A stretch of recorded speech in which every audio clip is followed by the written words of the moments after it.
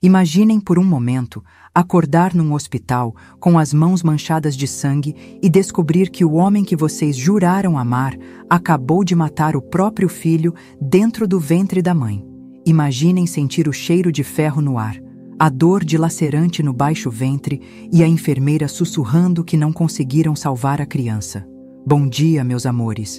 Aqui é Dona Maria do Carmo, 79 anos de muito sofrimento e algumas alegrias, falando para vocês desde minha casinha em Mossoró, Rio Grande do Norte, onde as cajueiras balançam no vento quente do sertão e onde vivi a história mais assombrada que uma mulher pode viver. Antes de começar meu relato, deixem eu dizer uma coisa que sempre falo. Quando vocês se inscrevem nesse canal, não é só para me fazer feliz não, meus filhos. É porque cada inscrição ajuda essa mensagem chegar em mais gente que está sofrendo igual eu sofri. Tem tanta mulher por aí passando por coisa ruim, precisando ouvir que é possível sobreviver ao inferno na Terra. Então, se vocês puderem dar aquele clique ali embaixo, vocês estão salvando outras almas que nem sabem que precisam ser salvas ainda. Era 1972 quando conheci Antônio Filho numa festa de São João no interior do Rio Grande do Norte. Eu era uma menina boba de 18 anos que ainda acreditava em príncipe encantado e final feliz de novela. Antônio apareceu na minha vida como um furacão de promessas e olhares que derretiam até pedra. Alto, moreno, com aqueles dentes brancos que brilhavam quando ele sorria. E, meu Deus do céu, como ele sabia falar bonito.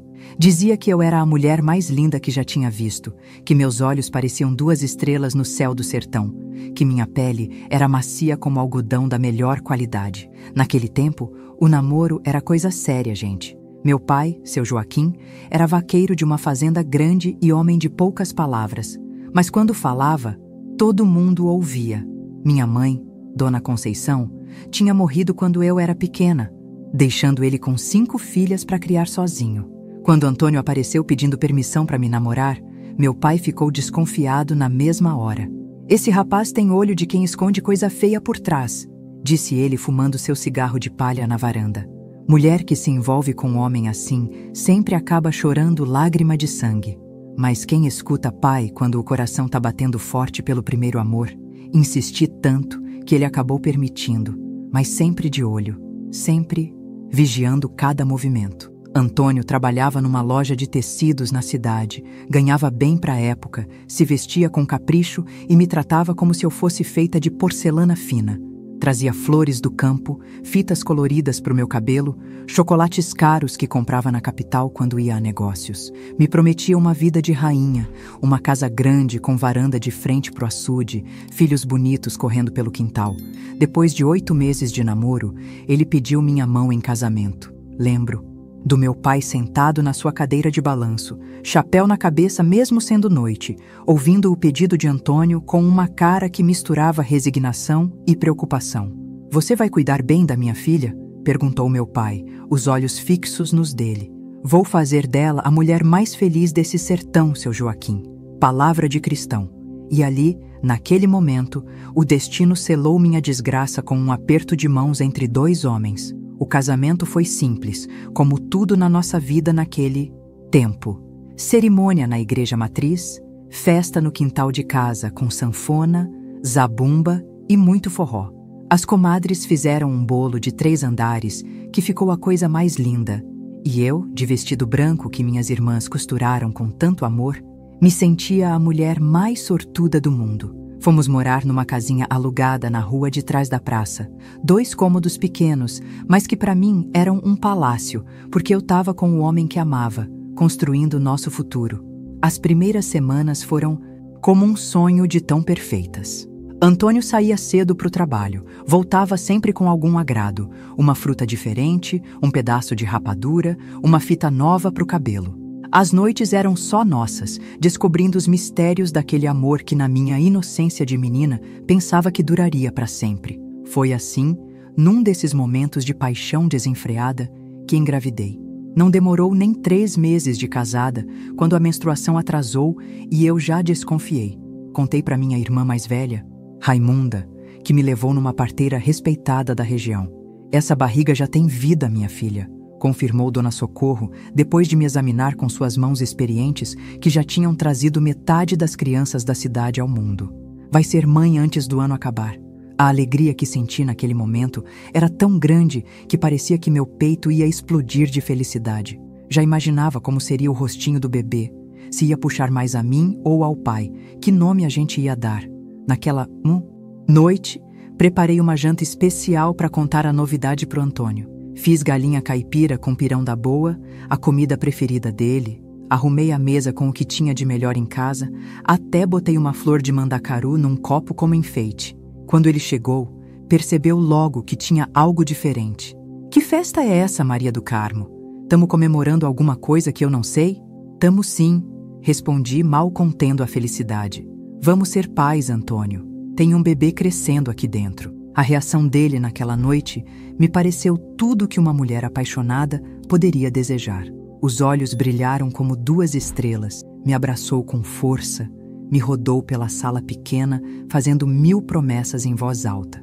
Como ia ser o melhor pai do mundo, como ia trabalhar dobrado para dar tudo para o nosso filho, como ia construir um berço com as próprias mãos. Vai ser menino, dizia ele com tanta certeza. Um cabra macho forte como o pai para me ajudar na vida. Os primeiros meses da gravidez foram tranquilos. Tive aqueles enjoos normais, aquela moleza no corpo, um sono que não acabava mais. Antônio continuava atencioso, perguntava como eu estava me sentindo, trazia as frutas que eu tinha vontade de comer. Aos domingos, a gente passeava pela feira, fazendo planos, escolhendo nomes. Se for menino, vai se chamar Antônio Neto, ele insistia. E se for menina? Eu perguntava. Não vai ser menina? Ele respondia franzindo a testa. Tenho certeza que é homem. Foi por volta do 5º mês que comecei a perceber as primeiras mudanças estranhas no comportamento dele. Pequenas coisas no começo. Um atraso aqui, uma desculpa ali, o cheiro diferente quando voltava do trabalho. Uma marca de batom na gola da camisa que ele jurava ser mancha de açaí. Tô tendo que fazer hora extra, explicava quando chegava tarde. A loja tá com muito movimento, muito tecido para organizar.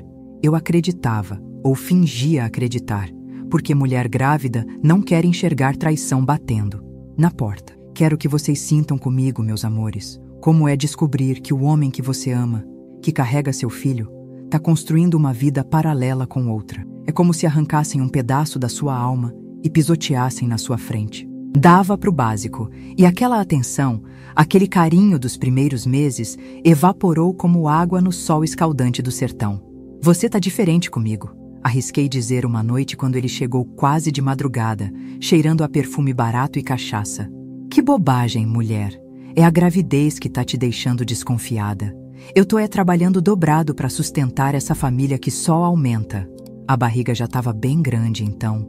Eu sentia os movimentos do bebê, aqueles chutinhos que são como recados direto do céu.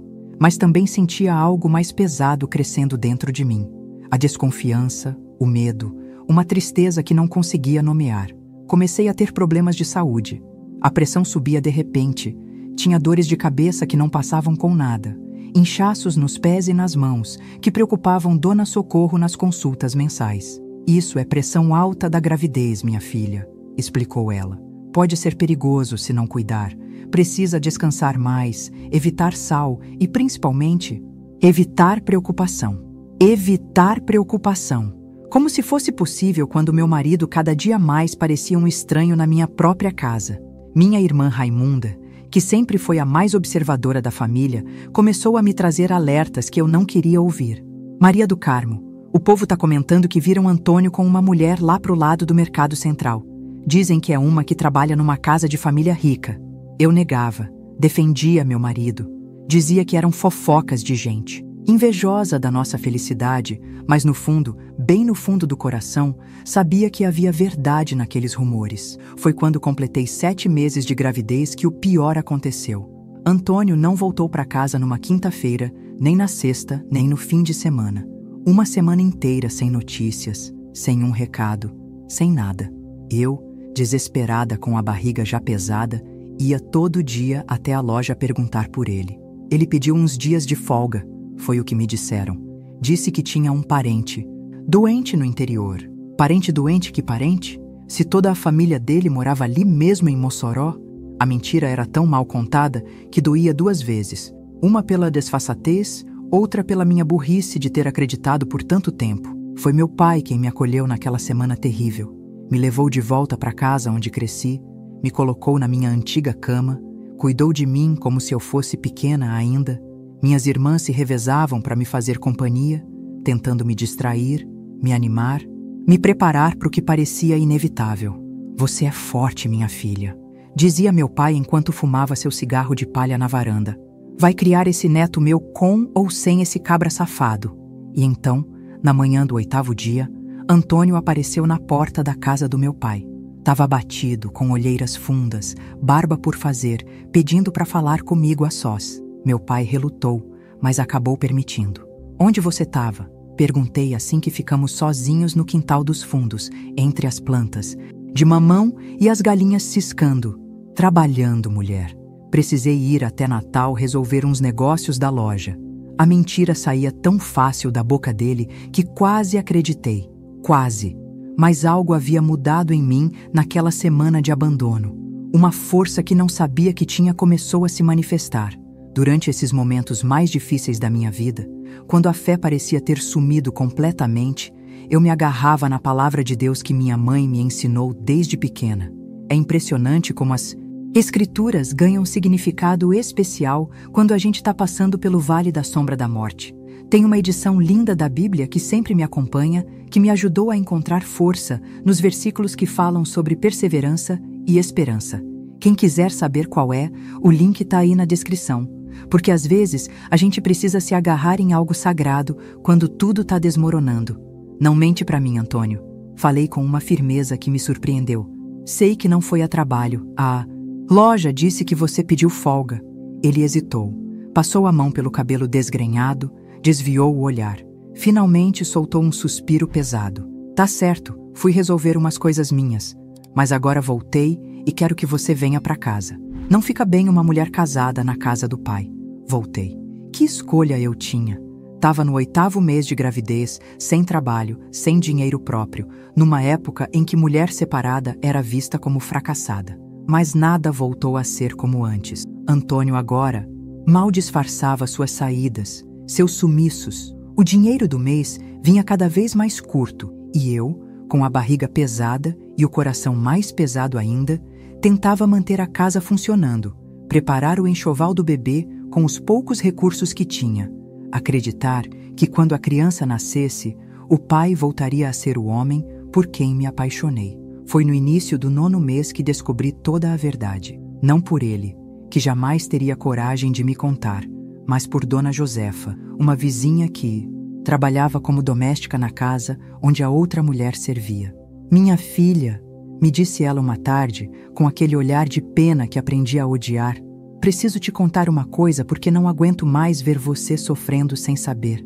Seu marido está vivendo um caso com uma empregada doméstica, uma tal de Carmen, que veio de João Pessoa.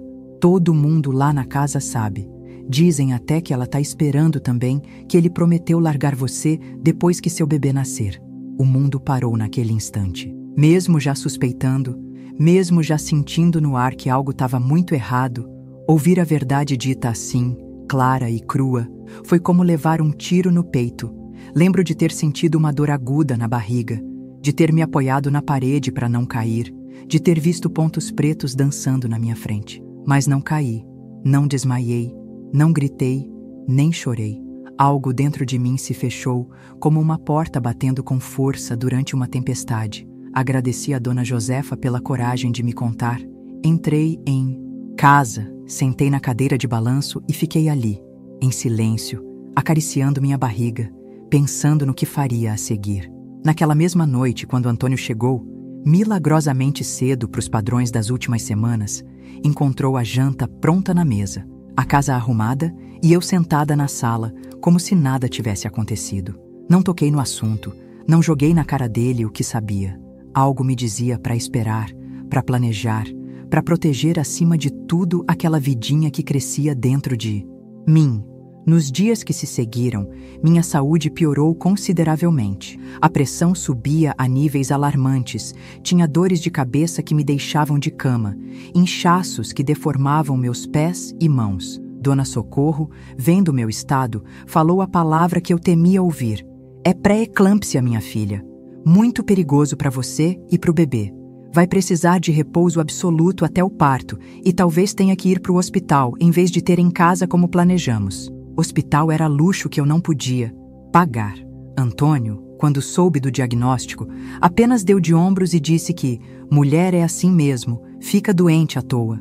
Cada dia que passava ficava mais claro que eu estava sozinha naquela jornada. Só eu e meu bebê contra o mundo inteiro.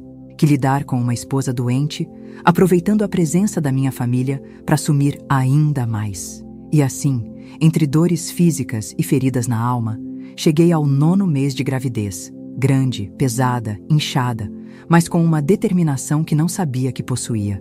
Decidira que assim que o bebê nascesse e eu recuperasse as forças, ia embora. Voltaria para a casa do meu pai.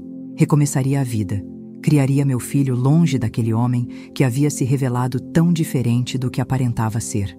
O que eu não sabia é que o destino tinha planos muito mais cruéis para mim. Planos que transformariam para sempre minha vida, minha alma, minha visão do mundo. O pior ainda estava por vir, e eu, inocente, não poderia jamais imaginar o horror que me aguardava naquela casinha no centro de Mossoró. Foi numa tarde quente de dezembro que senti as primeiras contrações, leves no início, como uma cólica que vai e vem. Estava sozinha em casa. Antônio tinha saído cedo e, como já era costume, não disse para onde ia nem quando voltaria. Tentei não entrar em pânico. Dona Socorro havia me explicado que as primeiras contrações do trabalho de parto podiam durar horas, até dias para algumas mulheres. Mandei o menino da vizinha chamar minha irmã Raimunda, que chegou rápido, avaliou minha situação e decidiu ficar comigo até o processo avançar mais. Ainda está no começo, Maria do Carmo, disse ela, preparando um chá de canela para esquentar o corpo e ajudar no trabalho de parto. O bebê não vai nascer tão já.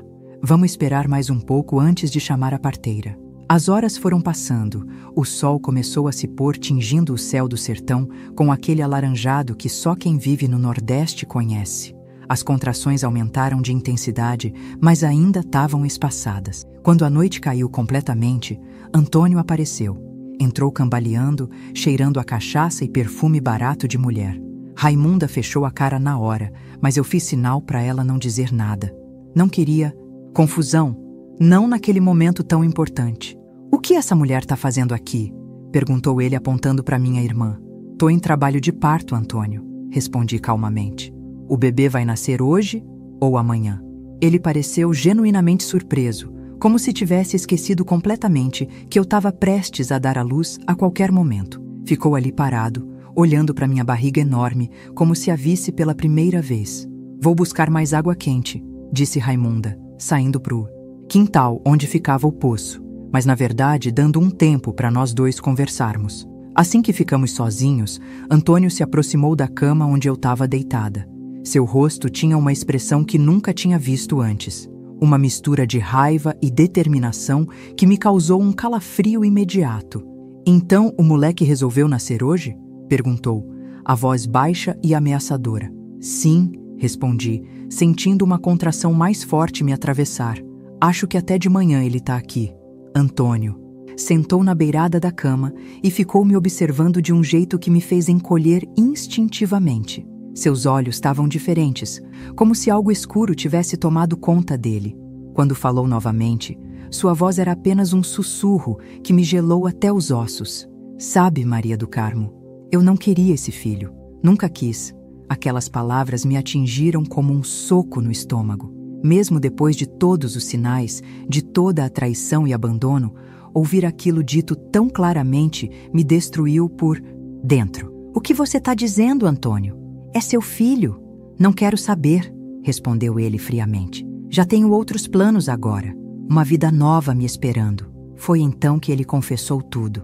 Como conheceu Carmen no 4º mês da minha gravidez, como se apaixonou por ela, como planejavam fugir juntos para Recife assim que conseguissem dinheiro suficiente. Falou sem emoção, como quem conta sobre o tempo ou o preço da farinha no mercado. E você vai me deixar com um recém-nascido? Perguntei, as lágrimas finalmente vencendo minha resistência. Isso não é problema meu, respondeu com uma frieza que me assombra até hoje. Você tem família, tem seu pai, suas irmãs, se vira. Senti outra contração mais forte que as anteriores.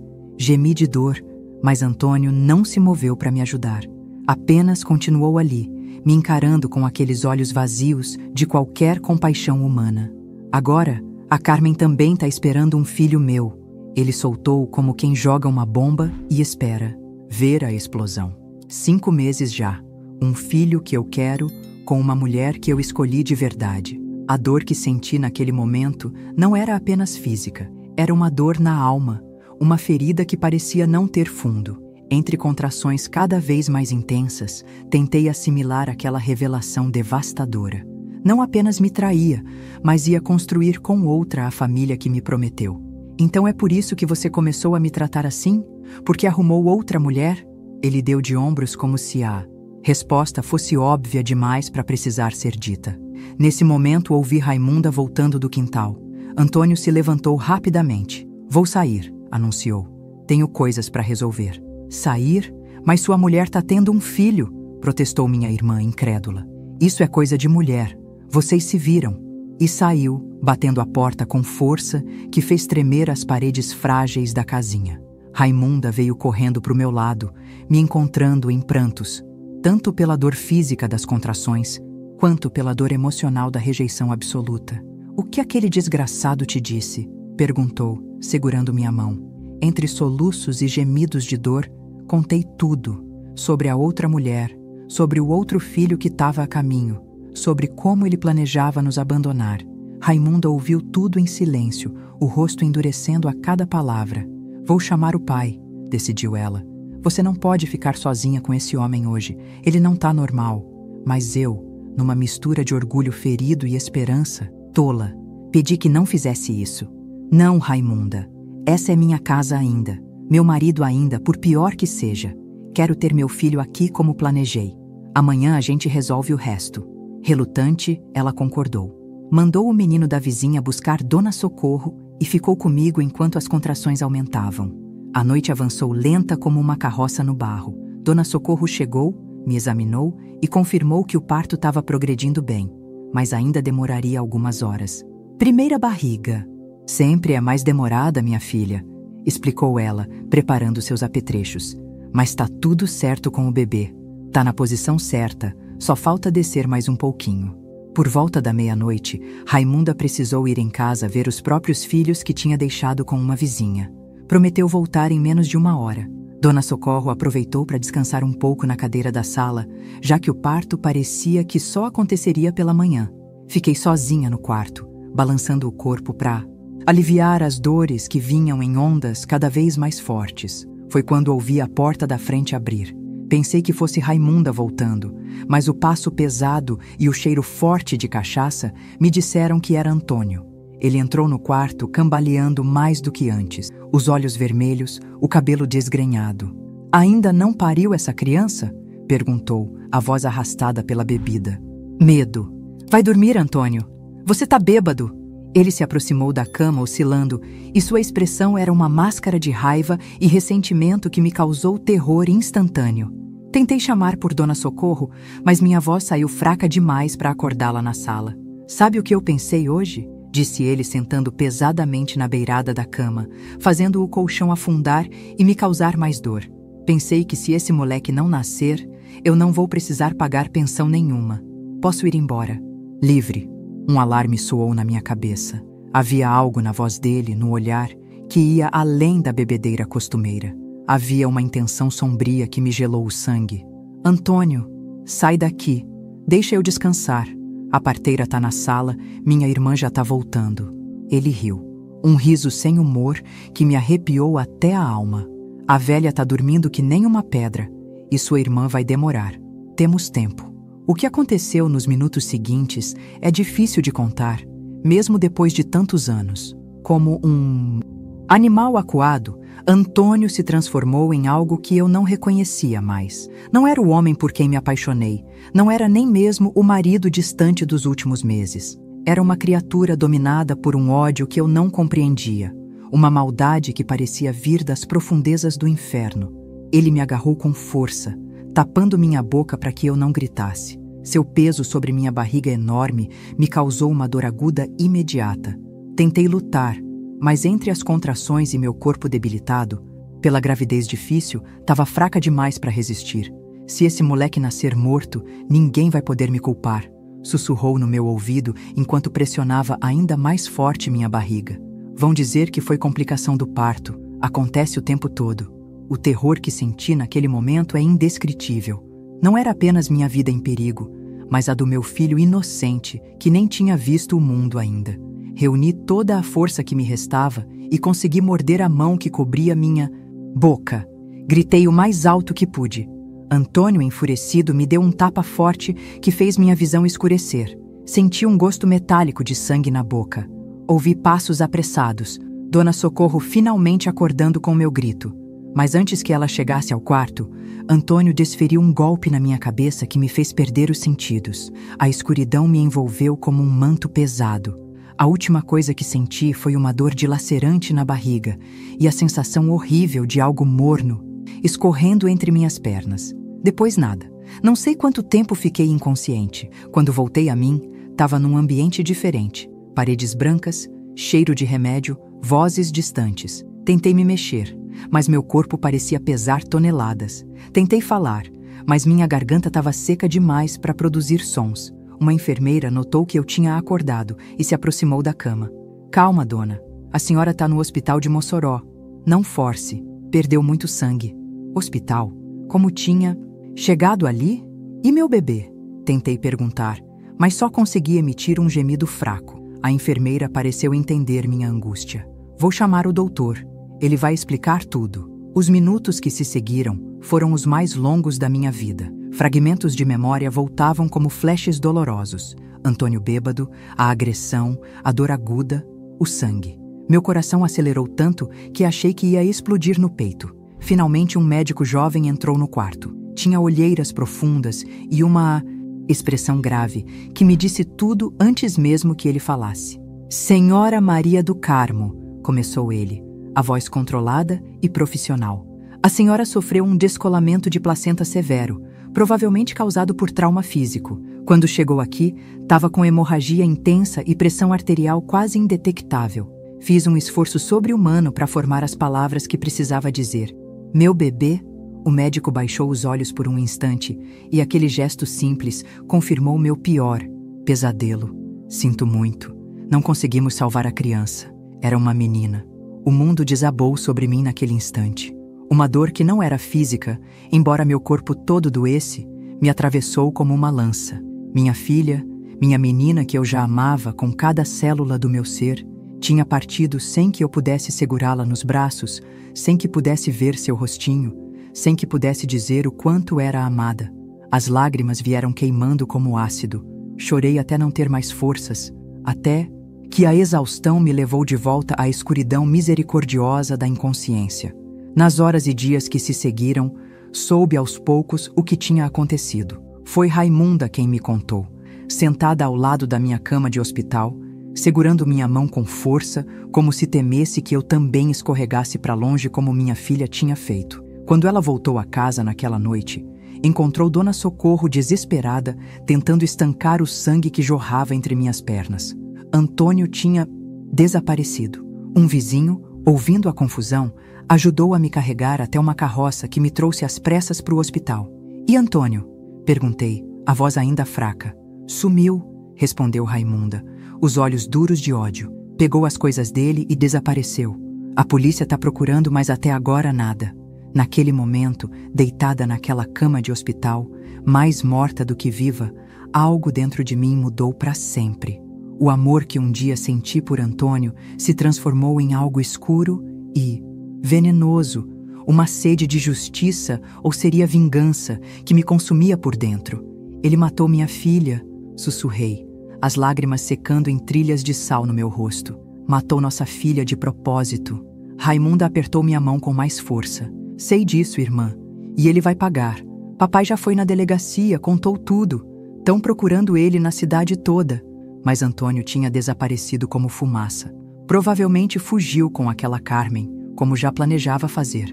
Deixou para trás uma mulher quebrada e uma filha que nunca chegou a respirar o ar do mundo. Fiquei 3 semanas no hospital. Meu corpo se recuperava lentamente, mas minha alma parecia irremediavelmente ferida. Os médicos disseram que eu quase morri, que foi um milagre ter sobrevivido à hemorragia. Milagre, eles chamavam. Eu me perguntava que tipo de milagre era esse que me deixava viva enquanto levava minha filha. Quando finalmente recebi alta, meu pai e minhas irmãs me levaram para a casa da infância. Montaram um quarto para mim, cuidaram de cada detalhe, se revezavam para nunca me deixar sozinha. Mas a solidão que eu sentia não era algo que a presença deles pudesse curar. Era um vazio profundo, um buraco negro que parecia sugar toda a luz e esperança da minha vida. Gente, quem chegou até aqui, por favor, se inscrevam no canal. Vocês não imaginam como cada inscrição me dá força para continuar contando essas histórias que podem ajudar outras pessoas. E me digam nos comentários, vocês já passaram por alguma traição que mudou completamente suas vidas? Como vocês lidaram com isso? Quero muito saber da experiência de vocês, porque juntos a gente se fortalece. Voltar a dormir. Vai passar, minha filha, dizia ele, a voz embargada pela emoção que homens daquela geração raramente mostravam. Um dia, essa dor vai ser menor. Eu queria acreditar nele. Queria acreditar que algum dia acordaria sem sentir aquele peso esmagador no peito, sem ver o rostinho imaginado da minha filha cada vez que fechava os olhos. Mas naqueles primeiros meses parecia impossível. A polícia procurou Antônio por toda Mossoró. Depois, expandiu a busca para as cidades vizinhas. Nada. Era como se a terra tivesse engolido ele e a tal Carmen. Alguns diziam que tinham fugido para Fortaleza, outros que para o sul, outros ainda que haviam atravessado a fronteira para a Venezuela. Cada novo boato trazia um breve lampejo de esperança de que a justiça seria feita, seguido pela decepção amarga quando se provava apenas mais um rumor sem fundamento. Aos poucos, muito lentamente, comecei a encontrar uma rotina. Ajudava em casa, voltei a cozinhar os pratos simples, que sempre gostei de fazer, passava horas na beira do açude apenas observando a água, tentando deixar que ela levasse para longe pedaços da minha dor a cada onda. Foi numa dessas tardes à beira d'água que tomei uma decisão. Estava sentada numa pedra, observando o pôr do sol tingir as águas de dourado e vermelho, quando uma clareza súbita me atingiu. Eu não podia passar o resto da vida consumida pelo ódio e pela dor. Minha filha não iria querer isso para a mãe dela. De alguma forma, precisava encontrar um caminho para seguir em frente, para transformar aquele sofrimento em algo que não me destruísse por completo. Mas como? Como superar a perda mais profunda que uma mulher pode experimentar, agravada pela traição e pela violência? Como perdoar o imperdoável? Como encontrar sentido num mundo que havia se tornado tão escuro e cruel? A resposta viria de um lugar que eu menos esperava e transformaria completamente minha vida, me dando forças para não apenas sobreviver, mas eventualmente florescer novamente, mesmo com todas as cicatrizes que carregaria para sempre na alma. A resposta começou a aparecer num domingo de manhã, 4 meses depois da tragédia. Eu ainda vivia na casa do meu pai. Ainda acordava todas as noites com pesadelos, ainda carregava aquela dor que parecia não ter fim. Mas naquele dia, algo diferente aconteceu. A igrejinha de Nossa Senhora do Perpétuo Socorro ficava a poucos quarteirões da nossa casa. Desde pequena, ia à missa aos domingos, mais por tradição familiar que por fé verdadeira.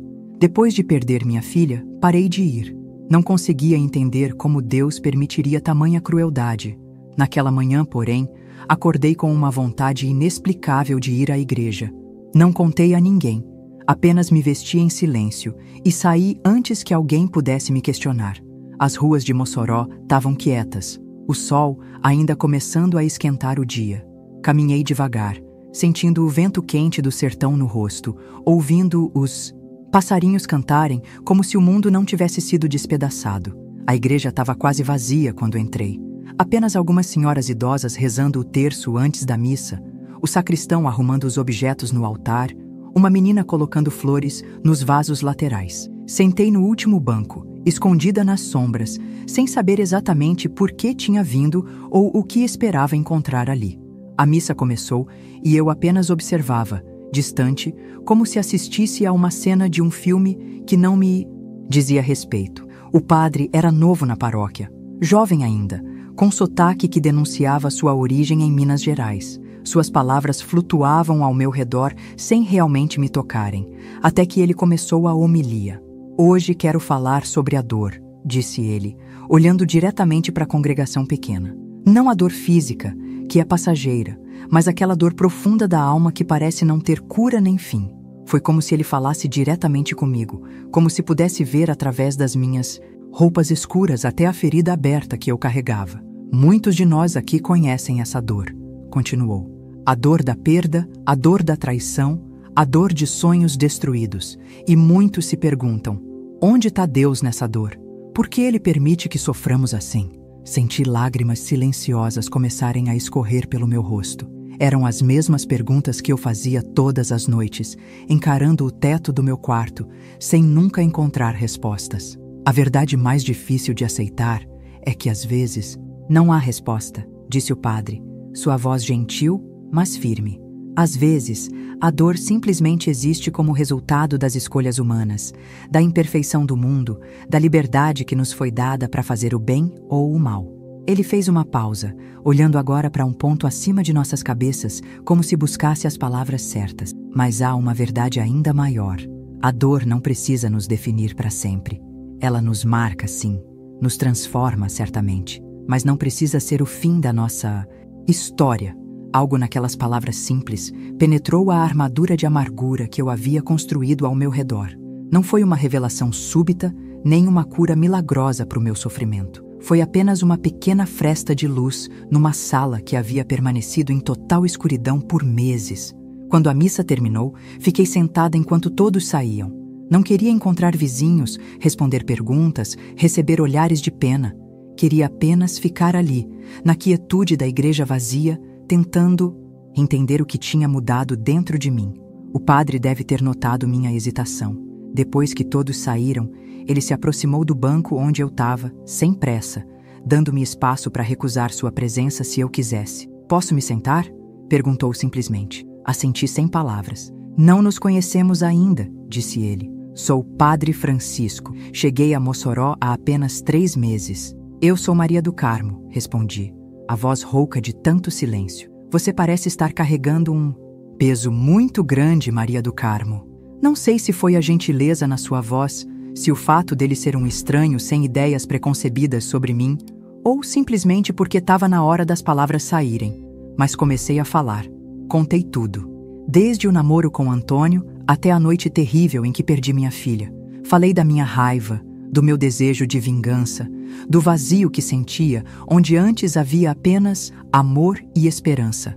Padre Francisco apenas ouviu, sem interromper, sem julgar, sem oferecer platitudes religiosas ou consolos fáceis. Quando terminei, exausta e vazia como um pote, do qual se bebeu até a última gota, ele permaneceu em silêncio por um longo momento. Sua dor é legítima, Maria do Carmo, disse finalmente. Sua raiva também. Não vou te dizer para perdoar o que parece imperdoável, nem para encontrar sentido onde não parece haver nenhum.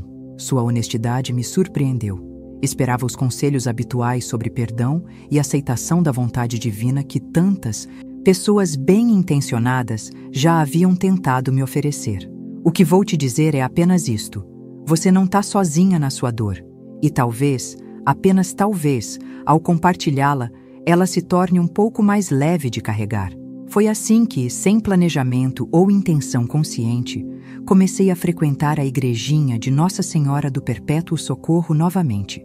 Não por devoção recuperada ou fé renovada, mas pela simples necessidade humana de comunidade, de pertencimento, de um lugar onde pudesse existir sem precisar explicar minha tristeza. Aos domingos, após a missa, sentava com Padre Francisco por alguns minutos. Às vezes, falávamos sobre minha perda, outras vezes sobre coisas cotidianas e simples. Ele nunca pressionou por um progresso espiritual. Nunca cobrou que eu superasse meu luto num cronograma conveniente. Apenas ofereceu presença e escuta, presentes mais raros e valiosos do que eu poderia imaginar. Benedita, uma senhora de seus 75 anos que liderava um pequeno grupo de oração e caridade na paróquia. Diferente de muitos religiosos que conheci na vida, Dona Benedita não falava muito sobre Deus, mas agia como se ele tivesse presente em cada gesto de bondade. Venha nos ajudar na terça-feira, convidou ela após uma missa, cerca de 3 meses depois da minha primeira conversa com Padre Francisco. Tamo organizando cestas básicas para os moradores da favela do Abolição. Meu primeiro instinto foi recusar. O que eu, quebrada e amarga, poderia oferecer a outros? Mas algo na simplicidade do convite, na ausência de pressão ou expectativas, me fez aceitar. Na terça-feira seguinte, me juntei a um pequeno grupo de mulheres no salão paroquial. Organizamos alimentos doados, separamos roupas, empacotamos materiais escolares para as crianças. Trabalhei em silêncio a maior parte do tempo, ainda desconfortável com a ideia de socializar, de fingir normalidade quando nada em mim se sentia normal. Mas aos poucos, semana após semana, algo começou a mudar. Não era que minha dor diminuísse. Ela ainda estava lá, profunda e real, mas comecei a perceber que havia espaço para outras coisas além dela. Pequenos momentos de propósito quando conseguíamos juntar recursos suficientes para ajudar uma família a mais. Breves instantes de conexão quando outra voluntária compartilhava uma história, uma preocupação, uma receita de bolo de milho. Você tem mãos boas para organizar, comentou Dona Benedita certo dia, observando como eu arrumava metodicamente as doações. Poderia me ajudar com os registros da próxima vez? Assim, sem grandes declarações ou momentos dramáticos, fui lentamente reaprendendo a existir no mundo. A tragédia não me definia menos, mas comecei a perceber que ela não precisava ser a única coisa que me definia. Enquanto isso, a vida em Mossoró seguia seu curso. A busca por Antônio esfriou com o tempo, como era de se esperar. De vez em quando surgiam rumores, alguém que jurava tê-lo visto em Natal, ou Fortaleza, ou até mesmo no Maranhão. Cada nova informação reacendia brevemente minha sede de justiça, mas logo a chama diminuía diante da ausência de provas concretas. Meu pai, preocupado com meu futuro, tentou algumas vezes me apresentar a homens de respeito da cidade. Um comerciante viúvo, um funcionário da prefeitura, um primo distante que havia voltado recentemente para Mossoró. Recusei todas as tentativas, com gentileza, mas firmeza. A ideia de confiar novamente, de abrir meu coração para a possibilidade de mais dor, parecia impossível naquele momento. Você ainda é nova, filha, insistia ele. Tem toda a vida pela frente. Sei disso, pai, respondia eu. Mas preciso reconstruir essa vida do meu jeito, no meu tempo. E assim fiz. 2 anos após perder minha filha, consegui um emprego na pequena escola municipal do bairro. Não como professora, não tinha formação para isso, mas como auxiliar de secretaria. Organizava documentos, atendia pais, cuidava das matrículas. Um trabalho simples, mas que me dava propósito e, mais importante, independência financeira. Saí da casa do meu pai e aluguei um quartinho nos fundos da casa de uma senhora idosa. Era pequeno, mas só meu. Um espaço onde podia chorar quando precisasse sem preocupar ninguém, onde podia ter minhas coisas arrumadas do meu jeito, onde podia começar a reconstruir algum sentido de identidade além da tragédia que havia me definido. Meu trabalho na escola me colocou em contato diário com crianças. No início, isso era doloroso. Cada rostinho me lembrava da filha que nunca conheci, do futuro que me foi roubado. Mas aos poucos, aquelas crianças começaram a curar algo em mim. Sua energia, sua curiosidade, sua capacidade de encontrar alegria nas coisas mais simples. Tudo isso foi como um bálsamo para minha alma ferida. Uma menina em particular, Joselina, de apenas 7 anos, filha de mãe solteira que trabalhava o dia todo, começou a me procurar nos intervalos. Sentava perto da minha mesa, desenhava, contava histórias elaboradas sobre fadas e unicórnios. Às vezes, apenas ficava ali, em silêncio confortável. "Por que a senhora sempre parece triste, tia?" perguntou ela um dia, com aquela franqueza que só as crianças possuem. A pergunta me pegou desprevenida. Achava que estava escondendo bem meus sentimentos, mantendo uma fachada de normalidade. Porque perdi alguém que amava muito, respondi simplesmente, sem entrar em detalhes. Ela assentiu com a seriedade de uma velha sábia. Minha mãe também. Meu pai foi embora quando eu era bebê.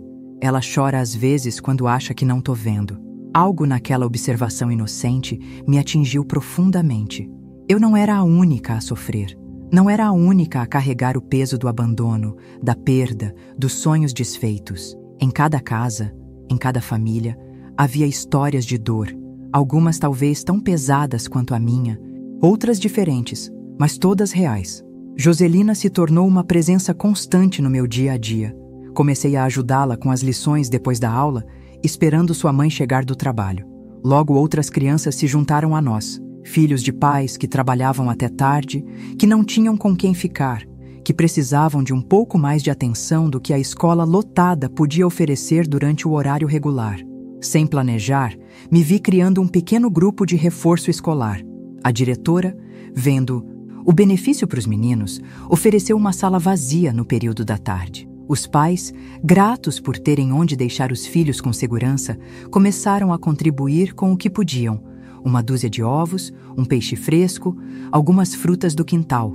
Estava tão ocupada com meu novo propósito que quase não percebi quando o 3º aniversário da morte da minha filha chegou. A data ainda doía, claro. Ainda passei a noite em claro lembrando de cada detalhe daquela tragédia. Mas pela manhã, quando o sol nasceu, as crianças estavam me esperando. Precisavam de mim. E eu percebi, com surpresa, que precisava delas. Foi naquele dia, enquanto ajudava um menino a formar suas primeiras palavras, que tomei uma decisão. Iria me formar professora. Não seria fácil. Teria que estudar à noite, trabalhar durante o dia, economizar cada centavo. Mas agora tinha um objetivo, algo para direcionar minha energia além da dor e da raiva. Conversei com o Padre Francisco sobre minha decisão. Ele não apenas me apoiou, mas me ajudou a encontrar informações sobre cursos noturnos em Mossoró, sobre bolsas de estudo, sobre como me preparar para os exames de admissão. Você está transformando sua dor em propósito, disse ele. Não há cura mais poderosa que essa. Nos anos que se seguiram, minha vida encontrou um novo ritmo. Trabalhava na escola durante o dia, estudava à noite, continuava com meu grupo de reforço escolar nas horas vagas. Não era uma vida fácil, mas tinha sentido, direção, propósito. A dor da perda nunca desapareceu completamente. Como poderia? Mas se tornou uma parte da minha história, não toda ela. E hoje, meus queridos que chegaram até o fim dessa jornada comigo, quero dizer uma coisa. Obrigada. Obrigada por me ouvirem, por abrirem seus corações para essa história dolorida, mas cheia de esperança. Se vocês chegaram até aqui, é porque sentem que essa mensagem pode tocar outras vidas também. Por isso, se inscrevam nesse canal, não só por mim, mas por todas as Marias do Carmo que estão por aí, precisando saber que é possível sobreviver ao pior e ainda encontrar razão para sorrir. Contem para mim nos comentários. O que vocês aprenderam com essa história? Que parte mais tocou seus corações? Compartilhem suas próprias experiências de superação, porque juntos somos mais fortes. Cada história compartilhada é uma semente de esperança plantada no coração de quem está passando pela tempestade. A vida é como o vento do sertão, meus amores. Às vezes brando, às vezes forte, mas sempre passageiro. E nós, com nossa fé e nossa coragem, aprendemos a dançar com ele, não contra ele. Um abraço carinhoso desta que aprendeu da maneira mais difícil que nossa maior força se revela justamente nos momentos em que pensamos não ter força alguma.